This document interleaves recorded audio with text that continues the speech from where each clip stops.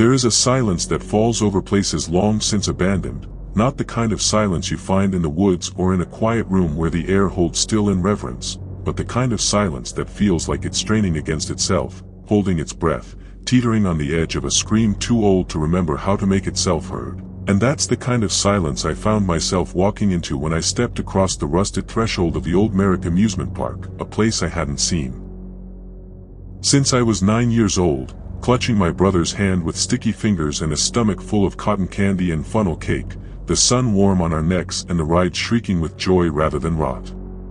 I had come back because I had to, though I can't say why exactly. Not in the rational sense that people expect when you tell them you've dropped everything to chase a childhood memory, a flicker of something unresolved, but there was something in the back of my mind, a tension that had never left me, a memory warped by time or trauma or something deeper, something almost parasitic that had burrowed into my thoughts over the years and grown tendrils around other memories, strangling the joy out of them until all that remained was that last day, that final visit before the park had closed down for good, when something had happened, something I had managed to forget but never quite shake loose.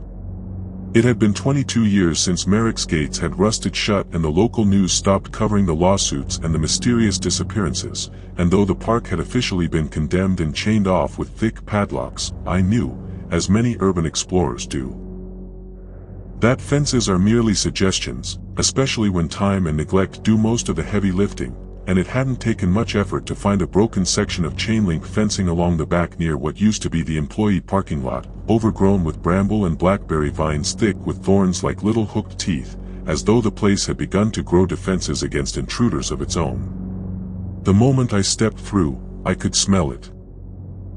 That dry, coppery scent of rust mingled with moldy wood and wet leaves, a stagnant rot that seemed to rise up from the very soil beneath the pavement, and for a moment I thought I might gag, not because of the stench itself but because of the familiarity of it, like a distant dream given shape and breath, like the shadow of something I'd buried in my mind was suddenly breathing against the back of my neck. The main plaza lay ahead, half buried in weeds that had burst through the cracked concrete like veins reaching for sunlight, and the carousel stood to the right, frozen mid-spin, the horses still leaping in a silent ballet, their eyes dulled to cloudy gray and manes eaten by time and insects, their poles leaning slightly as if the earth beneath them no longer supported the illusion of whimsy. The glass canopy above the ticket booth was shattered in places, jagged teeth of glass still dangling like the maw of something wounded but unwilling to die, and inside, a bird's nest sat atop the old cash register, which had been broken open long ago, the cash drawer dangling like a lolling tongue. I took another step forward and immediately felt the crunch of something beneath my boot. I looked down and saw the scattered remains of a raccoon, matted fur clinging to exposed bone, the skull turned sideways with one eye socket hollow and the other filled with what looked like a clump of dried leaves or nesting material, as though something had tried to make a home out of what was left of it. I tried not to let it get to me, tried to tell myself that animals die and decay and that's all it was, but the way the limbs were arranged, splayed out in 4 directions like it had been carefully posed, that stuck with me. I told myself not to linger, not to get caught up in details like that, because the real reason I was here, the thing that had pulled me like a hook in my gut, was the Funhouse, the old attraction that had once stood at the far end of the park past the bumper cars and the tilt-a-whirl, through the crooked midway games where stuffed animals still hung like limp, crucified saints, their synthetic fur weathered to a uniform beige and their eyes missing or gouged, some torn open and spilling stuffing like viscera.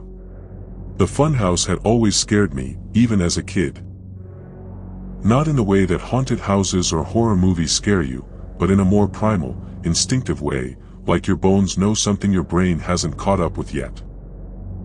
And it wasn't the clowns or the mirrors or the jump scares that had done it, it was the feeling I got when I went in there, that strange pull of vertigo, that disconnection from time and space that made my heart race for no discernible reason, and I remembered how, on that last day, I had gone in holding my brother's hand but come out alone, and nobody had seen him go in with me, nobody had seen him at all after that.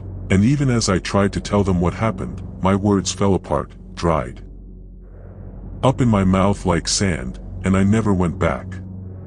I don't know what made me believe that now, after all these years, the answers would still be there, but I felt it, deep in my marrow, that something had been left unfinished, and whatever it was still waiting. I passed the remains of the midway and the games, the sagging booths and mildewed signs that had once promised prizes to the lucky, though now the only winners were the spiders who had spun thick, layered webs across the water gun targets and ring tosses, the balloons long since popped or rotted into translucent husks clinging to dark tips like leeches. The plush toys were bloated with rainwater and maggots in places, and I could see something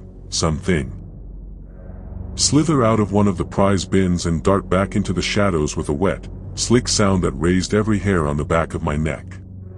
And then I saw it. The funhouse stood at the far edge of the lot, nestled against a copse of dead trees that had once been carefully planted as landscaping but now stood like gnarled sentries, their limbs twisted and bare, clawing at the sky as if in perpetual agony. The building itself had once been painted in bright stripes of red and yellow, though now the colors had faded to rust and pus, the wood warped and split in places, and the large cartoon face above the entrance, a grinning, toothy caricature of some carnival barker long forgotten, had slumped on one side, giving it a grotesque stroke-like leer, one eye drooping so low it almost fell off the facade entirely. The door was ajar. Not wide, just a crack. But wide enough to show that someone, at some point, had entered since the place was shuttered, and I felt that hook in my gut tug again, harder this time, sharper, and even though every instinct screamed at me to leave, to forget the past and turn away, I walked forward, because fear was never stronger than obsession, and I had been gnawed hollow by this need to know. Inside, the darkness was absolute.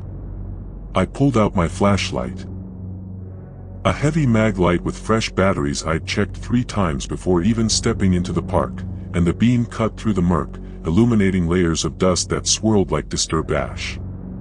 The entryway sloped downward into a narrow corridor lined with cracked mirrors, some of which still reflected my image, but others twisted it, bent it, or fractured it entirely, showing me stretched and shriveled, or not at all. I walked slowly, cautiously, testing each floorboard, noting the way the beams creaked like brittle bones, and I could hear something, faint, almost imperceptible, like breathing, but not my own, and not coming from any single direction. The sound was all around me. Deeper into the structure, the air grew thick and wet, as though I had stepped into the lungs of some enormous beast left to die in the sun, and the temperature dropped sharply, beads of condensation forming on my arms and forehead despite the thick air, and then I heard it, not the breathing, not the creaking, but something else. Laughter. Soft. Childlike. Coming from somewhere ahead.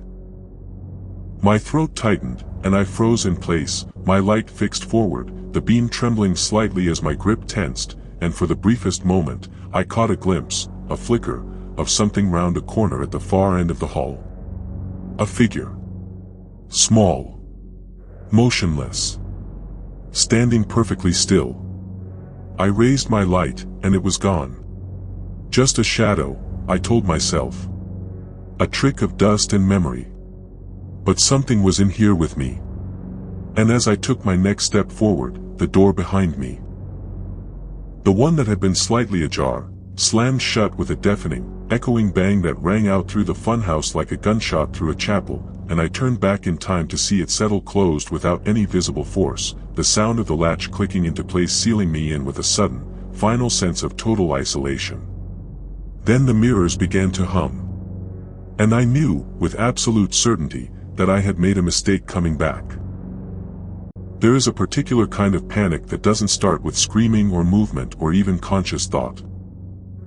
It starts with stillness, with the breath catching in your chest like a bird too terrified to flutter, a moment where the body becomes a statue while the mind sprints ahead into darkness, imagining every possible explanation, every terrible possibility, as I stood there in the pitch-black hallway of the funhouse, the heavy echo of the door slamming shut still reverberating off the walls like the heartbeat of something large and close and hungry. I didn't move, not at first, because movement felt like it would confirm something, solidify this as real instead of an overactive imagination or a freak draft of wind, and yet I knew, deep down, that it hadn't been the wind, that no simple gust could have slammed a 200-pound wooden door with that much force, or made the mirrors hum like they were tuning themselves to some invisible frequency. The mirrors, yes.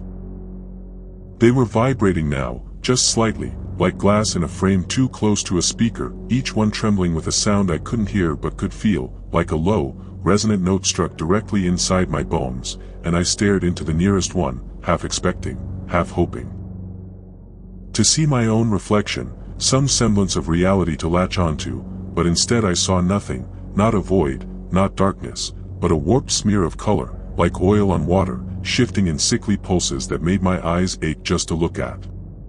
I stepped back and bumped into the opposite mirror, felt it rattle behind me, then stop. And when I turned, my face was there, pale and wide-eyed, mouth slightly open in what I hadn't realized was an expression of pure fear, but something was wrong with it, something I didn't immediately register because my mind refused to process it, but when I leaned closer, I saw it. My reflection blinked, just a split second, before I did. I recoiled instinctively, stumbling backward and catching myself against the frame of the next mirror, my breath coming fast now, the taste of old dust and mildew thick on my tongue, and I could feel the pulse pounding in my ears, that high-frequency tension that makes your limbs feel electric and numb all at once, and for a moment I considered turning back, grabbing the door, yanking it open, leaving this whole place behind, my brother, the memories, the unanswered questions.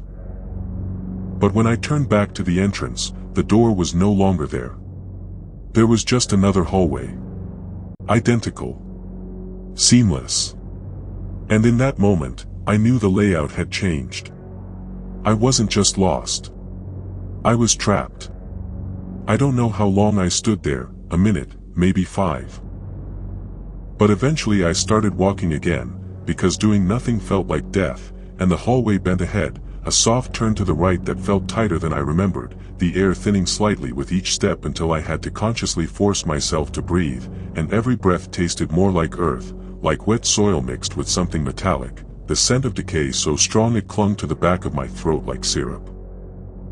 The corridor widened unexpectedly, spilling out into a chamber I didn't recognize, not from memory, not from any photos or videos I'd seen in the old online Explorer forums, and it took me a moment to register what I was looking at because the layout was so alien, so wrong for an amusement park attraction, even one as twisted as this. It was a room full of mirrors, yes, that much was expected, but not just mirrors on walls. They were everywhere. Suspended from the ceiling by rusted chains, mounted at odd angles on the floor, leaning against support beams and each other like a shattered kaleidoscope that had exploded mid-rotation, and as my flashlight beam swept across the glass, I caught dozens, hundreds, of reflections, all of them mine, but each one subtly different, and I mean different, not distorted, not stretched or squished like in a Funhouse gag, but truly altered. One version of me had blood running from his nose and a black eye already swelling shut. Another stood perfectly still with an expression of dull, lifeless apathy. One was grinning. Wide. Too wide. With teeth that looked too sharp and too many. And then I saw him. Not me. Him. He was standing in the back corner of the room, not reflected but visible, in the flesh. Tall, hunched, wearing what looked like an old, tattered mascot uniform, the colors so faded I couldn't tell if it had once been a bear or a dog or some made-up thing with floppy ears and a round, bulbous belly, the kind of costume meant to be funny and friendly to kids but now so drenched in mildew and grime it looked like a rotted corpse, and the thing's face, the mascot head, was tilted to one side, cartoon eyes staring blankly forward, the mouth permanently open in a frozen howl of cheer. I blinked. He was gone. I turned in a slow circle, every muscle in my body clenched like a spring wound too tight, but the room was empty now, just me and my infinite variations and the suffocating pressure of the air, and I started walking faster, almost jogging, slipping between mirrors, trying not to touch them, even as they brushed against my jacket and shoulder and arms like slick, cold fingers, and more than once I felt something that didn't feel like glass. Something soft and warm that I yanked away from with a strangled yelp. I passed into another hallway, this one narrow, slanted downward at a strange angle that made me feel like I was perpetually leaning forward, and the walls here were bare, just old plywood and torn wallpaper that had once depicted cartoon rides and laughing children but had since peeled away to reveal black mold and splinters. That's when I heard it again. Laughter. But not childlike this time. Lower. Ragged. Dry. Like someone who hadn't laughed in years was trying to remember how. It came from behind me and ahead of me simultaneously, echoing through the funhouse like it had no origin point, and I froze again, the light darting in one direction, then the other, but finding nothing, no figure, no movement, just that empty, suffocating hallway and the smell, oh God, the smell, stronger now, like something dead was being dragged along the walls just out of sight. I picked up my pace, legs moving on autopilot, because fear was starting to override logic now, and I knew that whatever was in here with me wasn't a ghost, wasn't a trick of the mirrors or hallucinations brought on by stress, because I could feel it in the way the temperature dropped behind me, how the air itself seemed to bend around something approaching. I passed through another doorway. A circular arch framed with peeling papier-mâché clown faces, some of them cracked and eyeless, and entered a new room. This one was even worse. It was filled with props, mannequins dressed like circus performers, acrobats, ringmasters, tightrope walkers, but they had all been mutilated. Limbs bent the wrong way. Heads twisted clean off or buried backward into their own torsos. Some had their mouths pried open with rusted metal rods, and others had long, thin arms that looked too organic to be plastic, and in one corner, slumped beneath a spotlight that flickered like it was struggling to stay alive, was a clown. Or what had once been a clown. Its makeup was smeared, not with time but with intent, like someone had clawed at its face, and the fabric of its costume was wet, soaked with something that dripped in long, slow rivulets onto the floor, forming a sticky pool that glistened black under my flashlight. And on the wall behind it, written in bold, uneven strokes that looked like they'd been painted with a hand that couldn't stop shaking, were the words, "You came back." I didn't scream. Not yet. I just backed away, the beam of my flashlight trembling now in earnest, and I nearly dropped it when something brushed against the back of my calf. I spun around, light darting down, catching nothing but the movement of something small and fast retreating into the shadows beneath the stage platform. That was when I saw the photographs. Pinned to the wall beside the clown, stuck with rusted nails and broken glass shards, were dozens of Polaroids, and not old carnival photos, not smiling kids with face paint or balloon animals, but recent shots. Of me. In my car. At the gas station 2 days ago. Buying the flashlight at the hardware store. Standing outside the fence before I cut through the hole. Me. Someone had been watching. And documenting. And leading me here. The hook in my gut wasn't instinct. It was bait. And now I was inside the trap. You ever get the feeling you're being watched not by one pair of eyes, but by many, like 100 unseen figures just out of frame, all of them peering through tiny slits in the walls, from beneath floorboards, or behind surfaces that shouldn't be porous but feel alive with breath and heat, all waiting to see what you'll do next, how you'll react, whether you'll break the rules of their twisted little game. That was the feeling that wrapped around me like a noose as I stood there, surrounded by the ruined mannequins and the seeping clown corpse, breathing shallow through my mouth to keep from gagging on the iron-heavy stench that seemed to cling not just to the room but to me, burrowing into the fabric of my jacket, my skin, like it knew I wouldn't be getting out of here clean, if I got out at all. The photographs hadn't changed. Still dozens of them, still recent, still me in every frame, all the more horrifying because none of them were from today, which meant the person, or thing, taking them had been tracking me long before I ever stepped foot inside the gates of Marrowbone Amusement Park, long before I even made the choice to come here. That meant this wasn't a coincidence. This wasn't a chance haunting or an urban legend gone wrong. This was personal. Premeditated. A trap, yes. But one set with patience, intention, and worse, familiarity. I moved closer to the Polaroids, eyes scanning each one, trying to find some pattern, some clue, anything, and I did find something, but not what I expected. There were messages on the back. Tiny, scrawled phrases in fading ink.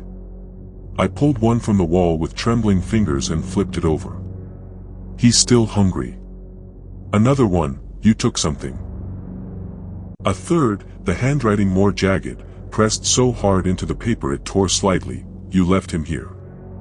And in that moment, in the stale, dripping heat of that clown room, with the stink of rotting cloth and photo paper still warm from body heat, a memory stirred, something I hadn't allowed myself to think about in years, because thinking about it meant confronting the way things had really gone down that summer when our parents left us in the care of our aunt, who didn't give a damn what we did as long as we didn't bother her after 7 p.m. when her soaps came on and the rum started flowing. Max. My brother. We were just kids. 13 and 11. He wanted to sneak into the park. I didn't. He dared me. I couldn't stand being called chicken. The gate was easy. The inside was worse. We got lost. Something spooked us, something in the funhouse, and when I burst through the maze of mirrors, cut and screaming and sobbing, I didn't look back. I told the cops we got separated. I told them I searched for him. I told them the dark swallowed him whole and there was nothing I could do. And they believed me. And I let them believe. Because the guilt was easier than the truth. That I had left him behind. And now, someone knew. The room suddenly lurched, like the ground beneath me had just exhaled, and I staggered, barely keeping my footing as the hanging light flickered violently, casting spasms of movement across the walls, but none of the mannequins moved. Not exactly. But their positions had changed. Slightly. Their heads angled just enough that they were watching me now. Every plastic grin, every gaping mouth and hollow eye socket, all of them pointed in my direction, and the urge to scream built so hard in my throat I had to bite down on the inside of my cheek until I tasted blood just to keep from letting it out, because I had the feeling, the certainty, that if I made a noise, if I acknowledged them, they'd come alive, all at once, in a burst of shrieking, jerking, bone-snapping movement. So I turned and ran. Not back the way I came. Forward. Deeper. Because the way out was gone and the layout of this place was a labyrinth stitched together by something that didn't obey the rules of architecture or gravity anymore, and even though I'd brought a map, even though I'd studied every inch of the old park's blueprints and aerial shots, nothing matched now. Hallways looped when they should have ended. Doors opened onto the same rooms I'd just left. And somewhere, always somewhere behind me, I could hear the slow, dragging scrape of something heavy being pulled across concrete. Not hurried. Not even trying to hide. Just following. The sound of a confident predator. I don't know how long I ran. Time had lost all meaning, and my flashlight, now weak, its beam jittering like a dying firefly, finally blinked out just as I pushed through a pair of soft double doors and found myself inside what must have once been the dressing rooms. Vanity mirrors lined one wall, all of them rimmed with dead bulbs and cracked glass, and the entire place reeked of dust, mildew, and the subtle sourness of long-shed sweat. And something else. Cologne. Old, cheap cologne, the kind worn by clowns and performers to cover the stink of their work under the stage lights. Except it wasn't faint. It was fresh. That's when I heard the tap. A soft, rhythmic sound from the far corner of the room, tap, tap, tap, like a gloved finger on glass. And I crouched low, inching forward, moving like an animal now, because some primal part of my brain had taken over, something older than fear, older than language. The tapping stopped. I reached the farmost mirror, its surface almost entirely shattered save for a jagged, triangle-shaped shard in the middle, and when I peered into it, I saw him again. The mascot. Closer this time. So close I could make out details I hadn't seen before. The way the fabric of his suit pulsed slightly, like it was full of something alive, the seam around the neck damp with something thick and red, the way the gloves weren't gloves at all, but hands, human hands, pale and raw at the knuckles, nails torn and black beneath, clutching the mask's edges like someone inside was trying to get out but had long since forgotten how. He didn't move. He just stood there, watching me through the mirror that didn't reflect me. I backed away slowly, hands out in front of me, until I bumped into one of the lockers, and this time, it wasn't just metal. It was warm. I turned slowly and opened the locker. Inside was a costume. Another mascot suit, this one cleaner, untouched, perfectly folded, and on top of it, resting like a crown, was a mask. A clown face. Not cartoonish or goofy like the one in the room before, this one was realistic, detailed, with features too lifelike for rubber or plastic. The mouth was open in a scream. The eyes wide and red-rimmed. The skin stretched too tight over a bony frame, and the hair was human. And underneath the mask, tucked into the folds of the costume's belly, was something worse than all of it combined. A lanyard. With a photo ID. Maxwell Carter. Performer number 33. My brother. He'd been here. They'd made him one of them. I stumbled backward, knocking over a stool, the sound like a gunshot in the silent dressing room. And then, from behind the line of lockers, something stood up. I saw it only in silhouette. Massive shoulders. A head too large and round, swaying slightly from side to side like it was still adjusting to the weight of the mask. And then a whisper, dry, hoarse, a breath like paper tearing in the wind. You came back too late. The lights all died at once.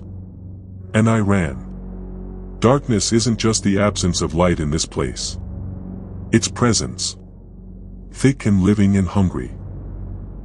The moment the bulbs died and the last dim gleam of the hallway retreated into oblivion behind me, I realized the black that surrounded me was not inert.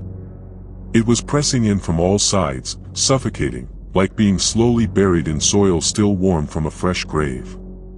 I couldn't see the locker room anymore, couldn't see the mirror, couldn't even see my own hand stretched in front of me, fingers trembling as I fumbled with my backpack for the spare flashlight I swore I had packed.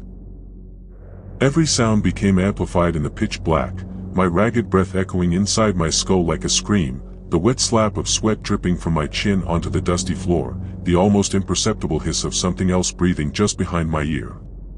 But I didn't look back. I couldn't.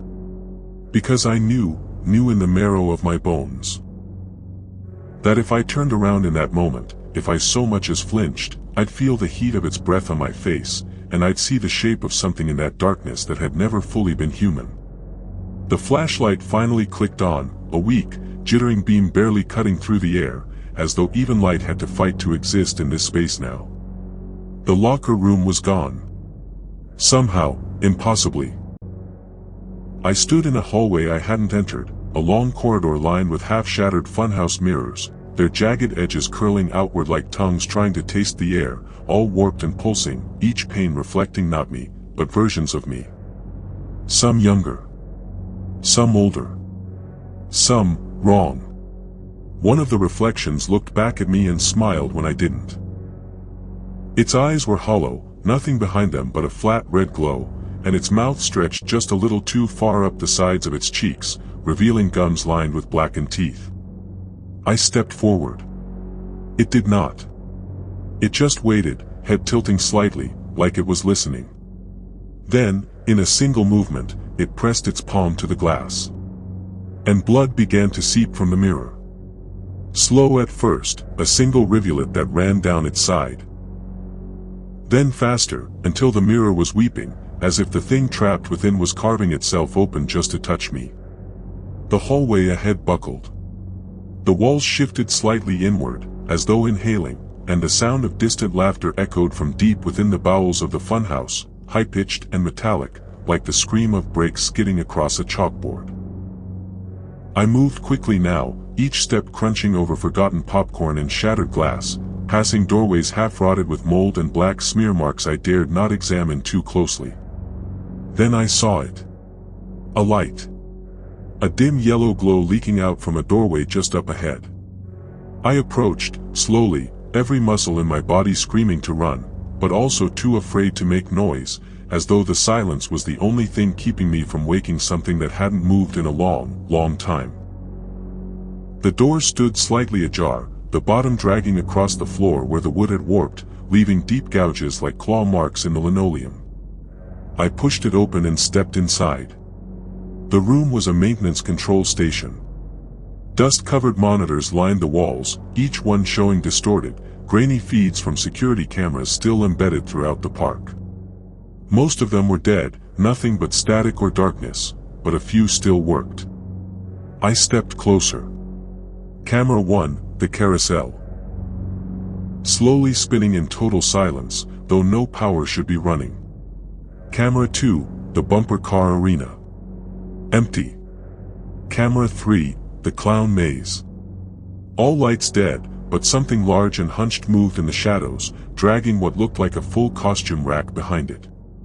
Camera 4, the mirror hallway I had just exited.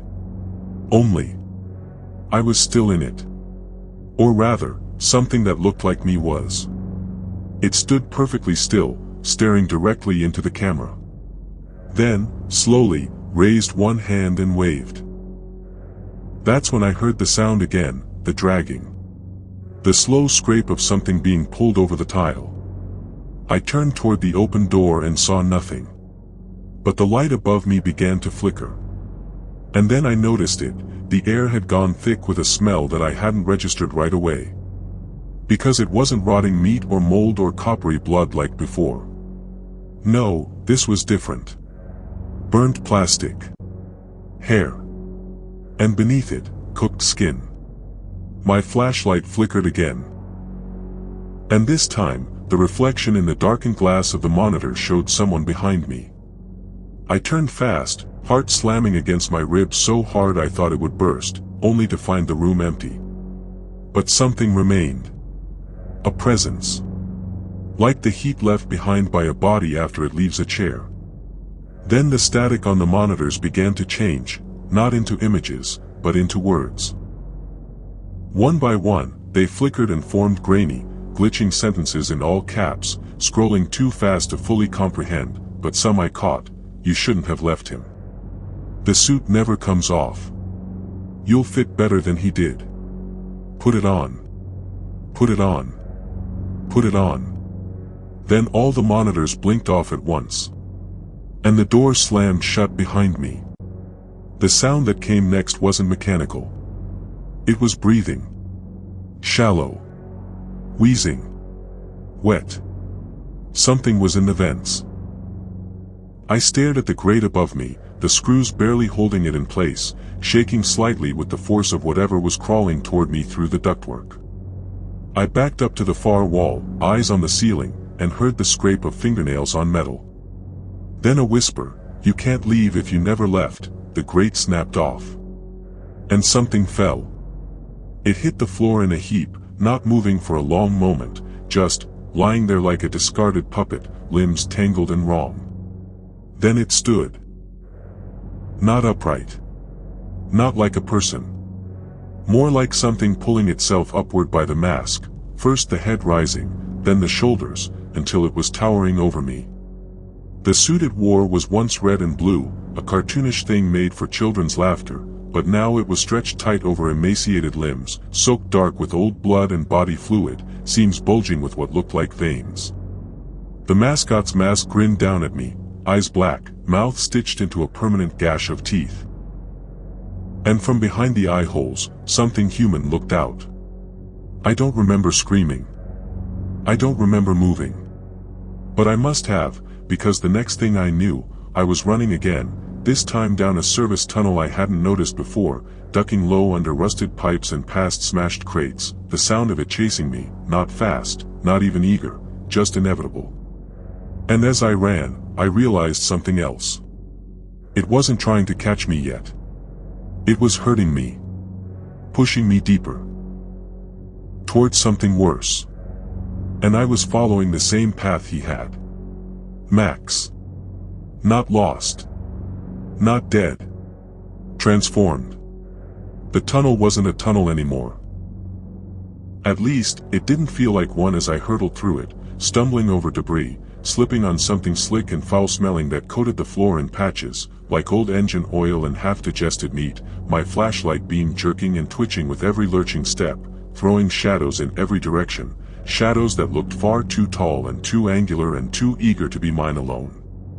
No, the tunnel felt like a throat. It felt like I was being swallowed. Every few feet, a metal bulkhead loomed out of the dark, its edges half rusted through and smeared with black handprints or claw marks, or worse, long, narrow streaks like something had been dragged backward while still trying to hold on, fingernails clawing for purchase on the steel until they snapped or tore free. My breath came fast, raw in my throat, lungs heaving as the air grew thicker and hotter the deeper I ran, like I was descending into the belly of something old and starving and sentient, something that had waited too long for a fresh voice to scream inside it. I didn't look behind me. Not once. I couldn't. Because I could still hear it. That breathing.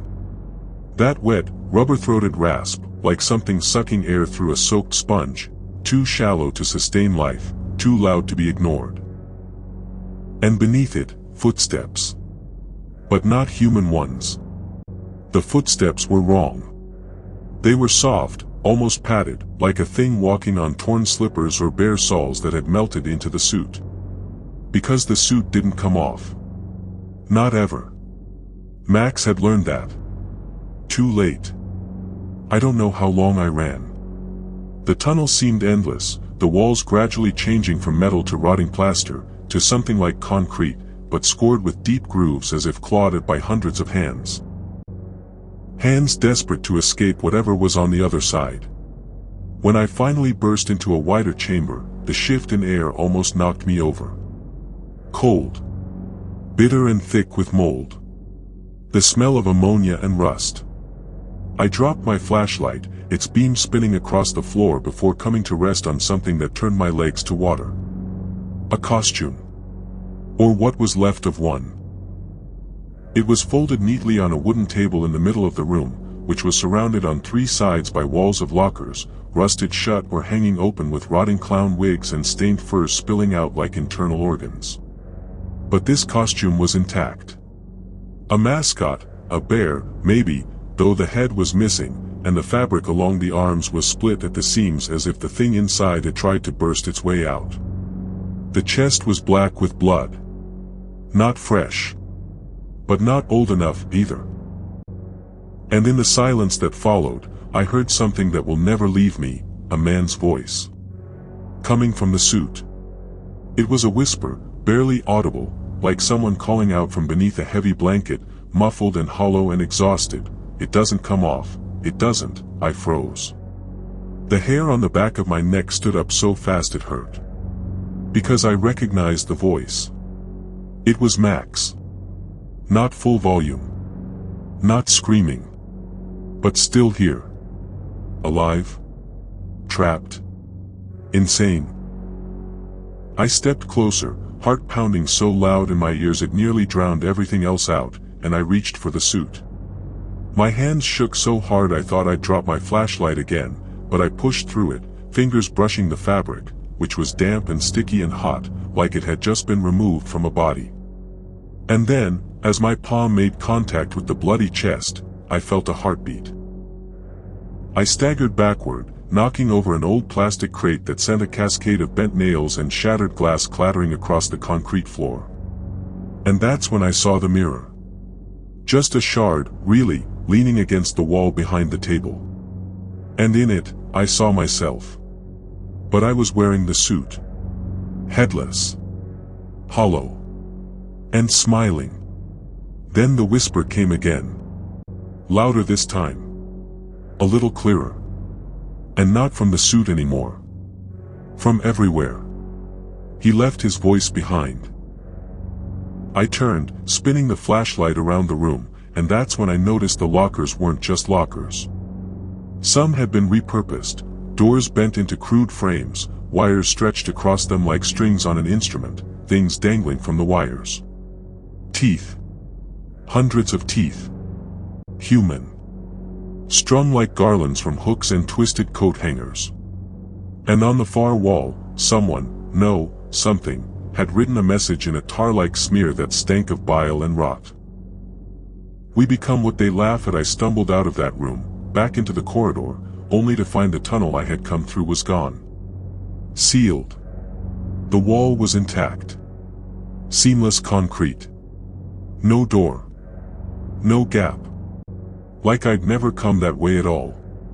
The only way forward now was down a narrow passage that sloped hard to the right, the floor wet with something that reflected the light too well. Not water, not blood, but something else, some kind of viscous syrup that clung to the soles of my boots and pulled at me with every step, like it didn't want me to leave. And the sounds began again. Children's laughter. But slowed down. Stretched. Low-pitched. Wrong. It echoed from around the next bend, and as I rounded it, what I saw struck me dumb. It was the old indoor play theater, the kind where they'd hold puppet shows during summer events. A small stage, a few dozen seats, and a red velvet curtain that sagged like tired skin. The room smelled like old popcorn and rotting wood, and something else, something chemical, like formaldehyde and sugar. A spotlight flickered on above the stage. And the curtain moved. Not in the wind. No, it twitched, like something behind it was breathing. And I heard it again. That voice. Not Max. Not mine. Someone new. Deep. Cracked. Tonight's performance is a one-man show. You'll be playing the corpse. And the curtain began to rise. I backed away slowly, breath caught in my throat, hands raised like that would do anything, and the curtain peeled upward to reveal a single figure standing center stage, back turned. It was wearing a mascot head. But the rest of it was naked. Its skin was pale and stretched too tight across its frame, like it had been starved, and the spine protruded through the back in sharp angles, each bone moving independently, undulating, as though the skeleton inside wasn't quite human anymore. It turned toward me slowly, and as it faced me, I saw the truth. The mascot head was nailed to its skull. Thick rusted bolts ran through the eye sockets into its face. And from inside the suit, a child's voice cried out, "Let me out." I ran. Harder than I ever had before. Through another door. Into another hallway.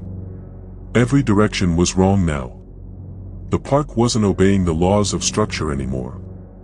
I wasn't moving through a building, I was moving through a maze made of memories, a place built from the screams of the forgotten and shaped by every costume that had ever been worn and never taken off again. And all the while, I kept hearing them. Voices. Begging. Mocking. Crying. They locked me in when I fell asleep. He said he'd unzip me. It's not a suit anymore. They just wanted someone to wear. Wear it. Wear it. I crashed through another door, down another hall, until I collapsed in a room I didn't recognize, lungs seizing, throat raw, my flashlight sputtering, and I realized I wasn't alone. There was a wall of mannequin parts here. Not plastic ones. Real ones. Bits of suits, sewn together. Hung like decorations. And in the center, mounted on a rusted metal stand, was the mascot head from the stage. Just the head. Still nailed shut. Its mouth slowly opening and closing. Like it was trying to speak. Then, just as I raised the flashlight, the light finally gave out. Not a flicker, not a fade, but an instant blackout, as if it had been killed. And from the darkness, close enough that I felt the breath across my cheek, "He doesn't need his voice anymore. But we like yours."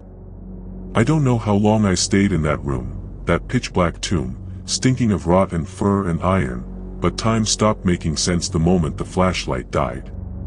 I could feel the darkness wrapping around me like wet burlap, pressing close, creeping into the folds of my clothes, the creases of my skin, the cracks in my mind.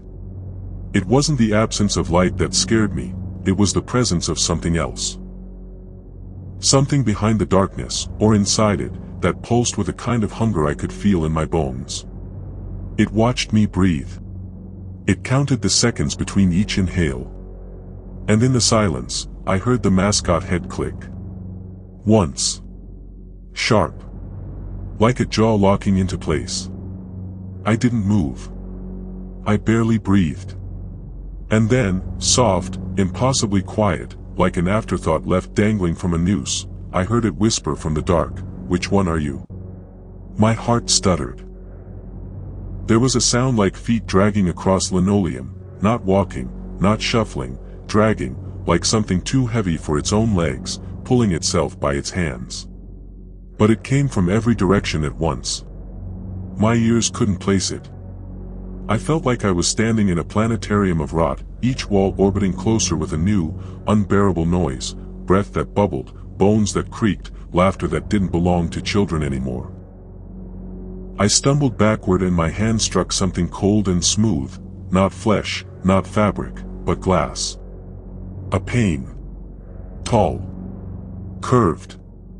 I ran my hands along it in the dark, following its surface like a blind man at the edge of a cliff, and suddenly the room pulsed with faint red light, dim, flickering, like the dying heartbeat of something too large to name.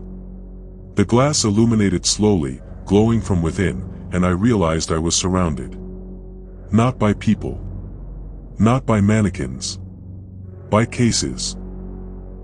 Rows and rows of massive glass cylinders, rising from the floor like forgotten trophies, each one fogged from the inside, slick with condensation and streaked with handprints, desperate handprints, some pressed flat, others smeared downward, as if something had tried to crawl out and couldn't.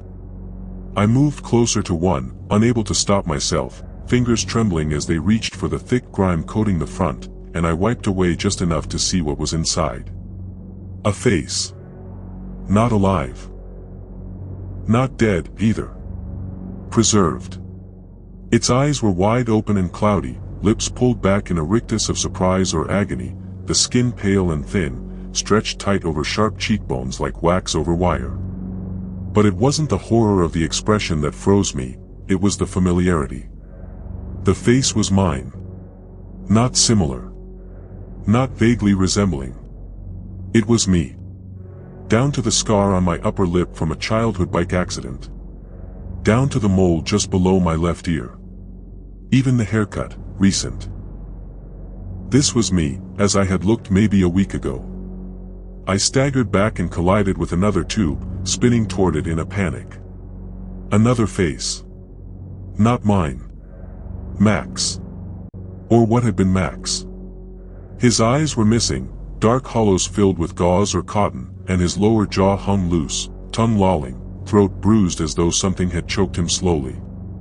One of his hands was pressed to the glass, fingers bent backward unnaturally, the knuckles cracked open. I turned again. Another. And another. And another. Each one holding a face, some familiar, some not, but each locked in an expression of pure human loss, not pain, not fear, not rage, just loss, like they knew, in those final moments, that they weren't dying as themselves anymore. They were being rewritten. The whisper came again, closer this time. "Which one are you?" I spun, flashlight useless, breath fast, heart a jackhammer in my throat. A cold gust of air blew through the room, strong enough to rattle the glass tubes, to make the fog within them swirl, and from the far corner of the space, I heard something that made my spine curl inward, a zipper. Being pulled slowly open. Not on a bag. On a body.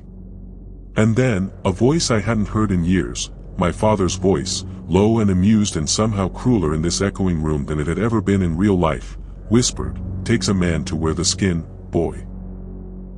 Not everyone fits it proper." I fell to my knees. Not from pain. Not even fear. But from the deep, gnawing certainty that this place had always known me. That it had waited. I crawled through the maze of tubes, heart thundering in my ears, the light growing redder, harsher, and that's when I found the stairs. Spiral. Steel. Leading downward. Not into a basement.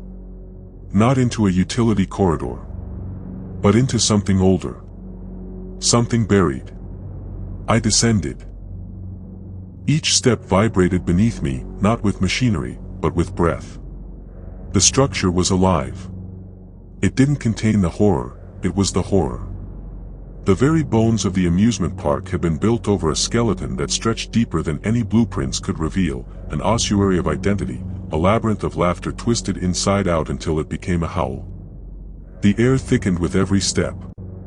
It smelled like copper and hot glue and damp for left too long in the sun.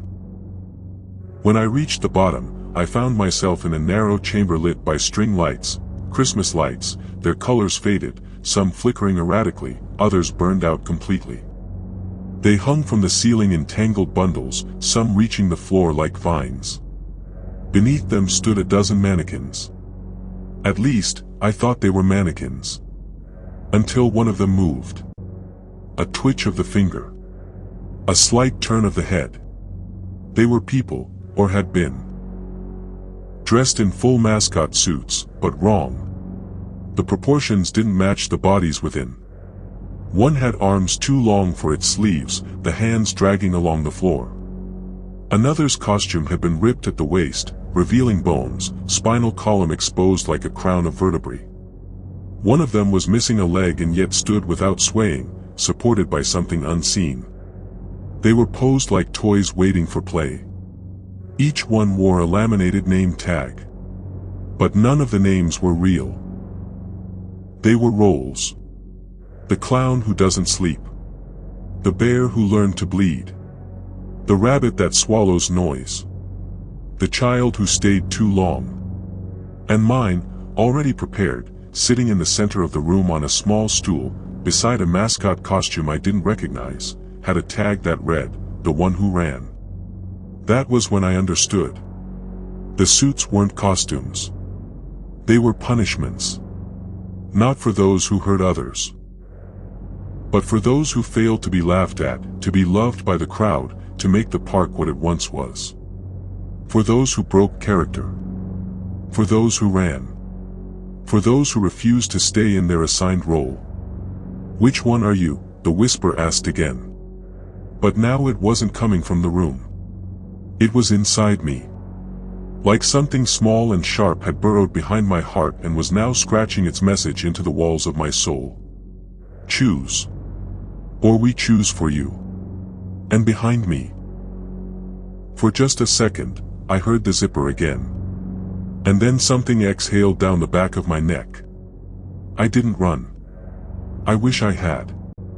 I wish I had screamed, or panicked, or thrown myself up those stairs and into the maze of glass tubes, out into the dark, even if it meant being lost in the carnival's intestines for the rest of my life.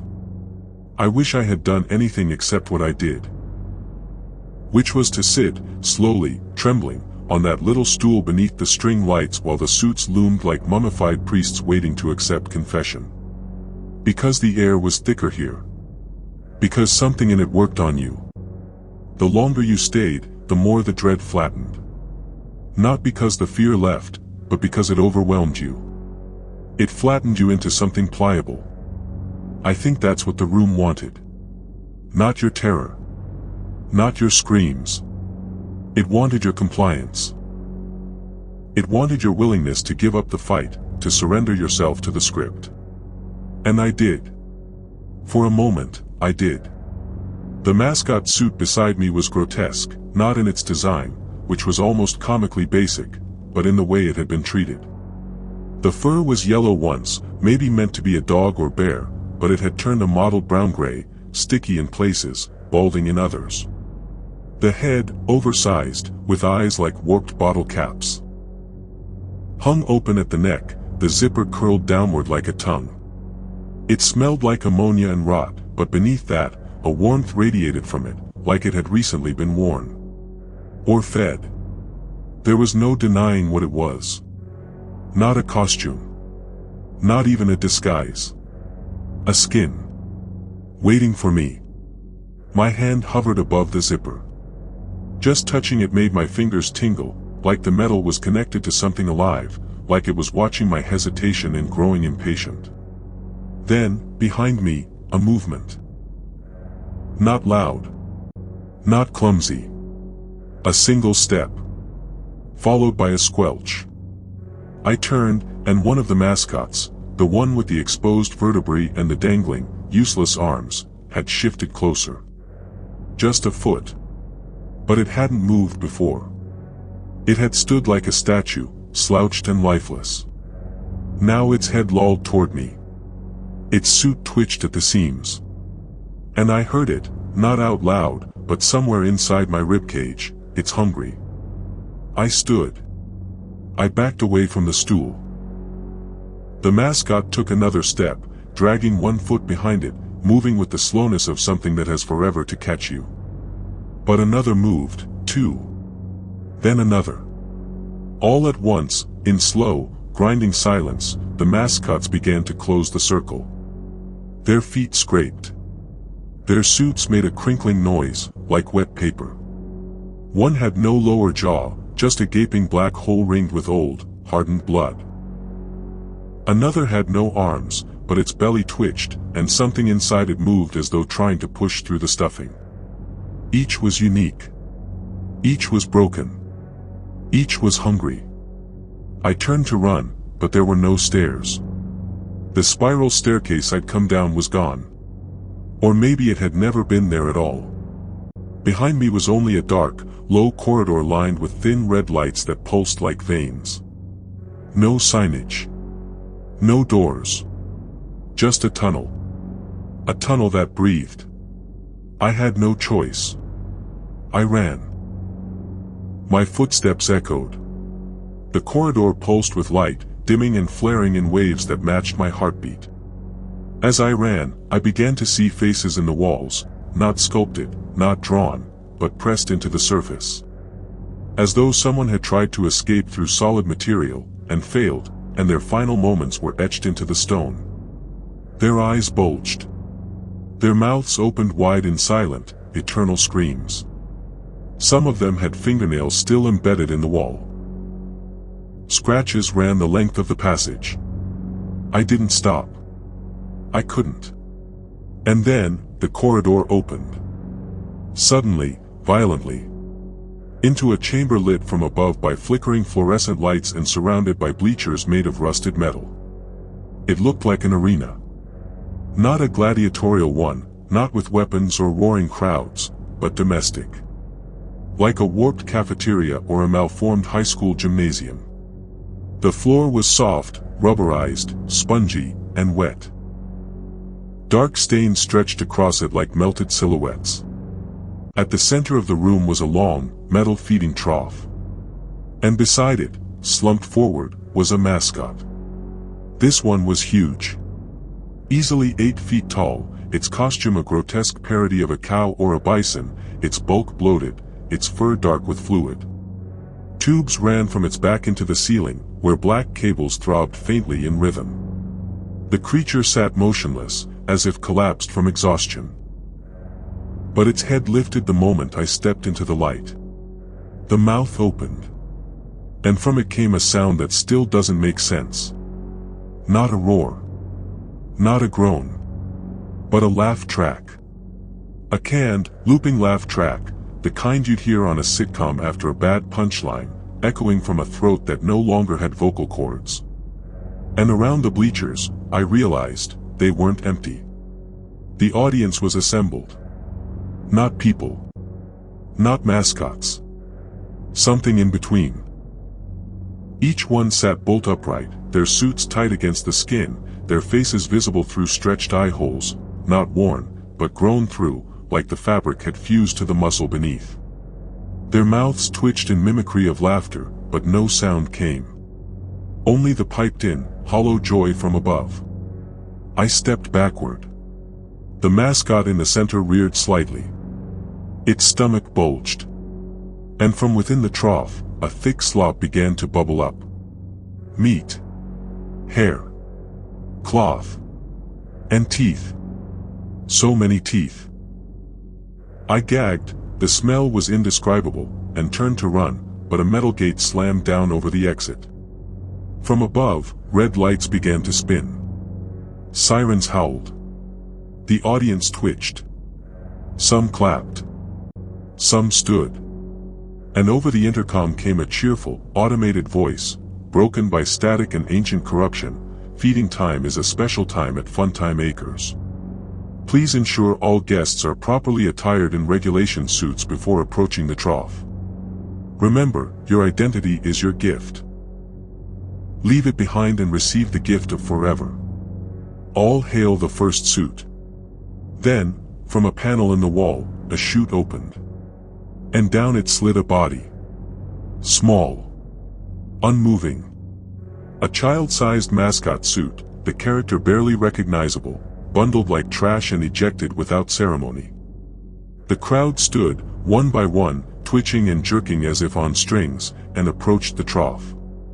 One of them turned its head to me. And I recognized her face. Jess. My cousin. Disappeared 3 years ago on a summer road trip. She was younger than I remembered, but her expression was calm, even happy, like she didn't realize she was wearing someone else's face. She opened her mouth. I never wanted to leave. I screamed. I screamed so hard my throat tore. I pounded the gate. I beat my fists bloody. I kicked the wall. I howled at the speakers. But it didn't matter. The show had begun. The feeding had started. And over the sounds of the slop being devoured, over the wet chewing, the mechanical clapping, the simulated joy, I heard the sound again. That whisper. Which one are you? And this time, I answered. I didn't mean to. It just came out, like someone else said it through me, the one who stays. And from behind me, inside the wall, or the ceiling, or my own skull, something smiled.